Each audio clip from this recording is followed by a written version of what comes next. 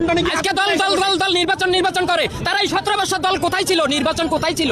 বড় বড় চেয়ারটা কোথায় ছিল? ফটকা ফুটলে দেই তারা বলাই গেছে স্টেজ থেকে। বড় বড় দল চোদায় এখন।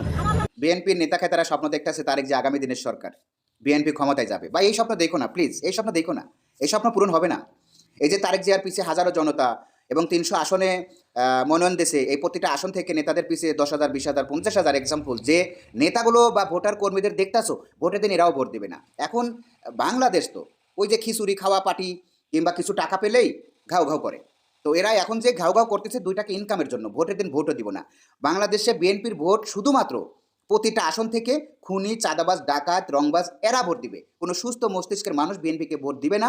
বিধায় বাংলাদেশে বিএনপির কোনো সিট নাই, অনলি 1%, সেটা হচ্ছে গিয়ে তারেক জিয়ার সিটটা পাবে, আর কোনো সিট পাবে না। প্রতিটা কেন্দ্র থেকে কিছু ভোট পাবে কিন্তু মাগার সিট পাবে না। চ্যালেঞ্জ করে দিলাম, আমার এই ভিডিওটা রেখে দিন, ভোটের দিন লাগবো কাজে।